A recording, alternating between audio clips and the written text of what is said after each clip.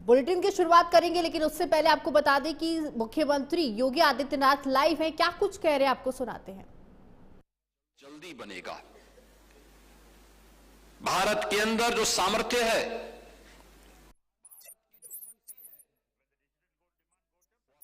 पुनः भारत को एक विकसित भारत के रूप में बना देगी। इस भय से वे भारत को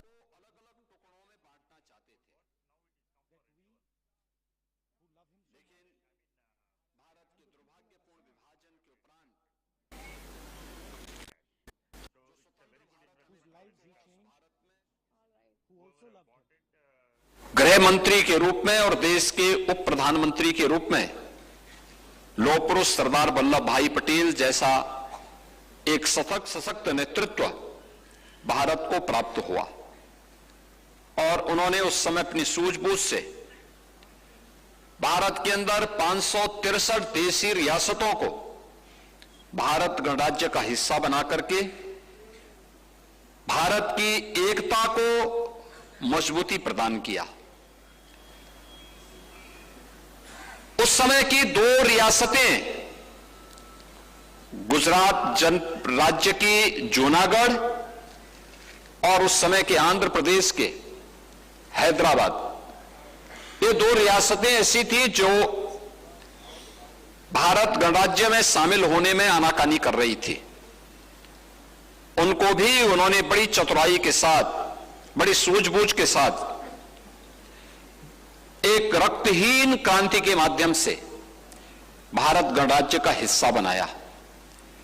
आज जो भारत का स्वरूप हमें दिखाई देता है, या भारत की जो एकता आज हमें दिखाई देती है, उत्तर से दक्षिण तक, पूरब से पश्चिम तक, यह लौह पुरुष सरदार वल्लभ भाई पटेल के कारण है।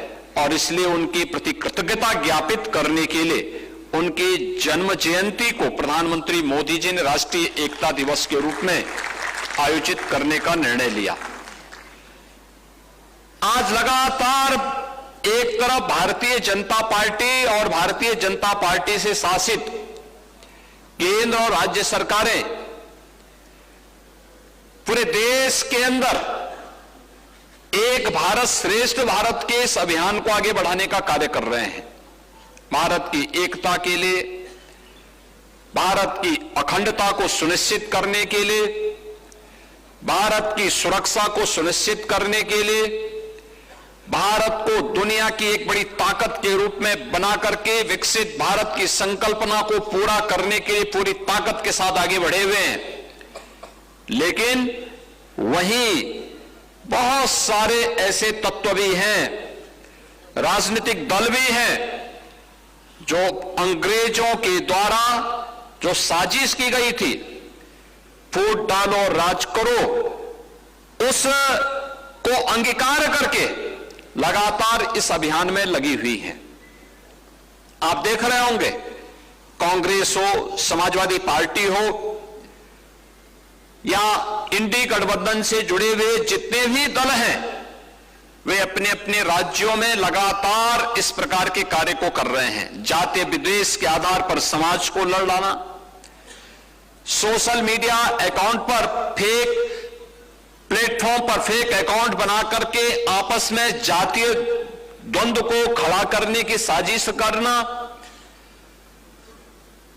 आपस में ही समाज के अंदर किसी न किसी कारणों से विवाद को आगे बढ़ाने के लिए पार्टियों को प्रेरित करना, जिससे समाज एक न रहे। और उस साजिश में जब इंडी गठबंधन और उनसे जुड़े हुए राजनीतिक दल और उनके लोग जब इस साजिश में स्वयं संलिप्त हो, उन स्थितियों में देश के सबसे बड़े राजनीतिक दल के रूप में भारतीय जनता पार्टी को और केंद्र और राज्य सरकार की जिम्मेदारी बनती है कि इनकी साजिश से समाज को अवगत कराते हुए हम भी पूरे सामाजिक एकता को मजबूती बनाए रखने के लिए अपने कार्यक्रम को मजबूती के साथ आगे बढ़ाएं। और मजबूती से आगे बढ़ाने के लिए हमारे सामने इससे अच्छा अवसर नहीं आ सकता जो अवसर सरदार साहब की पावन जयंती के अवसर पर आया है। 31 अक्टूबर को हर जनपद में Bharatiya Janata party run for unity का कार्यक्रम आयोजित करती है। हर जनपद में होता है, बड़े पैमाने पे होता है, हर स्तर पर लोग कराते हैं। यह कार्यक्रम तो होना ही है, लेकिन इन कार्यक्रमों के साथ साथ कुछ नए कार्यक्रम जोड़े गए हैं। जैसे 1 नवंबर से 26 नवंबर तक हर विधानसभा स्तर पर 8 से 10 किलोमीटर की एक पदयात्रा, जिसके बारे में अभी संगठन महामंत्री जी बता रहे थे।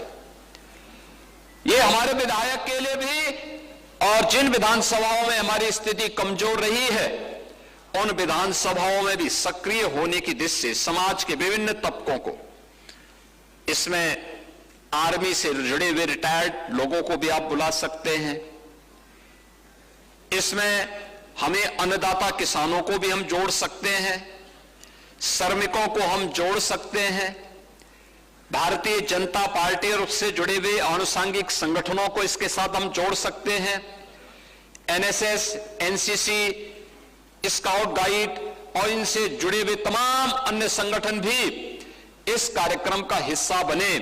और अच्छा होगा कि 8 से 10 किलोमीटर की इस पद यात्रा में बिना किसी पार्टी और नेता के जय जयकार करने की बजाय अगर हम भारत माता की जयकार करते हुए नेताजी सुभाष चंद्र बोस और वंदे मातरम का स्लोगन को गाते हुए राष्ट्र धुन के किसी गीत के साथ अगर इस पद यात्रा को निकालेंगे, दौड़ नहीं है ये पद यात्रा है। देखिए 31 को रन फॉर यूनिटी है, लेकिन 1 से लेकर 26 नवंबर के बीच यह पद यात्रा, जिसका स्वरूप के बारे में विस्तार से संगठन महामंत्री जी बता रहे थे कि हमें हर 2-2 किलोमीटर पे एक पड़ाव, वहां पे विश्राम के बहाने संवाद और फिर समापन के अवसर पर एक सभा। यह समाज को जोड़ने के लिए और अवेयरनेस के लिए बहुत बड़ा माध्यम होता है। जो लोग जाति के नाम पर बांट रहे हैं, समाज के वातावरण को दूषित करने का कार्य कर रहे हैं, उन लोगों से समाज को अवगत कराने और जागरूक करने के लिए सरदार साहिब जैसा विराट और विशाल व्यक्तित्व को सामने रख करके भारतीय जनता पार्टी अगर इस अभियान को आगे बढ़ाती है, सफलतापूर्वक आगे बढ़ाती है, तो यह एक बड़ी उपलब्धि होगी समाज के लिए भी और सरदार साहब के प्रति हमारी कृतज्ञता ज्ञापित करने का एक माध्यम होगा। 26 नवंबर की तिथि संविधान दिवस की तिथि है। बाबा साहब डॉक्टर भीमराव अंबेडकर के प्रति श्रद्धांजलि अर्पित करने का एक दिवस। यह कार्यक्रम भी भारतीय जनता पार्टी आगे बढ़ाएगी जब हर जनपद से 5 युवाओं को, जिसमें 2 युवा मोर्चा के और 3 अन्य युवाओं को हम लोगों को वहां से भेज करके दिल्ली तक पहुंचाना है। दिल्ली से उन्हें बस के द्वारा करमसद पहुंचना है, जहां से जो पदयात्रा, राष्ट्रीय पदयात्रा प्रारंभ होगी, उस पदयात्रा के लिए उन्हें वहां के लिए भी जाना है। यह भी सिलेक्शन आपको इस दौरान करना है, क्योंकि 26 नवंबर से 6 दिसंबर के बीच संविधान दिवस से लेकर के बाबा साहब भीमराव अंबेडकर की पुण्यतिथि के दिवस के दिन ये देश भर से आए हुए युवा एक भारत श्रेष्ठ भारत के रूप में लौह पुरुष सरदार वल्लभ भाई पटेल और बाबा साहब भीमराव अंबेडकर के प्रति अपनी कृतज्ञता ज्ञापित कर सकें और राष्ट्रीय एकता को और मजबूती प्रदान कर सकें, संविधान के प्रति अपनी वचनबद्धता को भी दोहरा सकें। इस भाव से इस कार्यक्रम का हिस्सा अगर हम सब बनकर मिलकर के करते हैं तो यह एक अभियान हमारे लिए बहुत महत्वपूर्ण अभियान होगा। आज के इस अवसर पर मेरी आप सबसे ये अपील है, यह कार्यक्रम एक औपचारिकता न बने, हमें बड़े पैमाने पर इन कार्यक्रमों का हिस्सा बनना चाहिए। और अब तक जो भी कार्यक्रम दिए जाते हैं, जिन जनपदों में पूरा संगठन मिलकर के कार्यक्रम को आगे बढ़ाता है, बहुत सफलता की ऊंचाइयां वे प्राप्त करती है। लेकिन जहां पे औपचारिकता रहती है, वहां पर देखने को क्या मिलता है कि कार्यक्रम कहीं और है, पदाधिकारी कुछ और जगह, कहीं और जगह घूम रहे हैं। ये स्थितियां नहीं, बल्कि कार्यक्रम में पूरा संगठन टॉप टू बॉटम, बूथ अध्यक्ष लेकर के, बूथ की टोली से लेकर के और जिले की और उस जिले के अंदर के सभी पदाधिकारी उस कार्यक्रम का हिस्सा बनकर के उसे सफलता की नई ऊंचाइयों तक अगर पहुंचाते हैं, तो वह कार्यक्रम न केवल संगठन को बल्कि उन पदाधिकारियों को भी एक नई पहचान देता है। उस पहचान को आगे बढ़ाने के दृष्टि से हम लोगों को मजबूती के साथ इस कार्यक्रम को आगे बढ़ाना होगा। इस दौरान आप देख रहे होंगे हर जनपद में स्वदेशी मेले लगे हैं। हमने स्वदेशी की कार्यशाला आयोजित की थी दीपावली के पहले। लगभग हर जनपद में बहुत सफलतापूर्वक स्वदेशी मेले लगे हैं।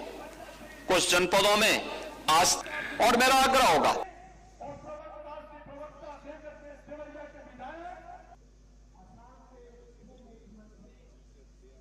एक बार हमें जिले की टीम को, मंडल की टीम को भी उसका हिस्सा बनाना चाहिए। वे जाएं, लोकल प्रोडक्ट हैं, लोकल कारीगरों ने, लोकल हस्तशिल्पियों ने, महिला स्वयंसेवी समूहों ने जो भी उत्पाद वहां पे तैयार करके उन स्टॉल में रखे हुए हैं, वहां पर अगर हम जाएंगे, उसको प्रोत्साहित करेंगे, तो ये वोकल फॉर लोकल के प्रधानमंत्री जी के उस अभियान का हिस्सा बनेगा, जो आत्मनिर्भर भारत का और विकसित भारत की आधारशिला बनने जा रही है।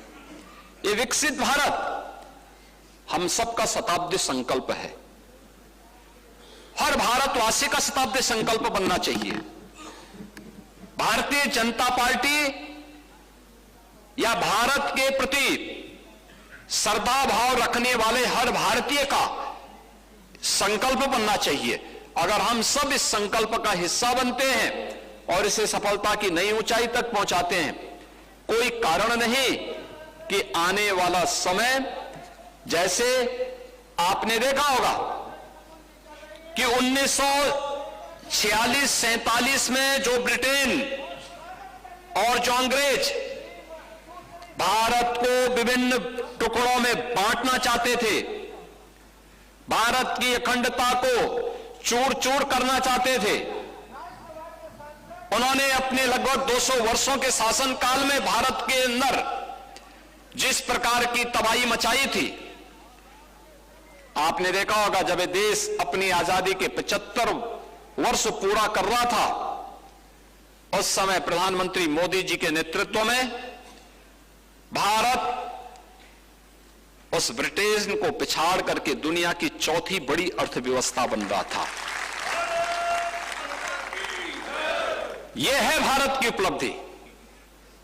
और जब भारत इसी प्रकार से आगे बढ़ेगा, कोई कारण नहीं आने वाले समय में, इस वित्तीय वर्ष में भारत दुनिया की तीसरी बड़ी अर्थव्यवस्था बनेगा और 2047 में विकसित भारत की संकल्पना को पूरा करते हुए भारत दुनिया की एक बड़ी ताकत के रूप में उभरेगा।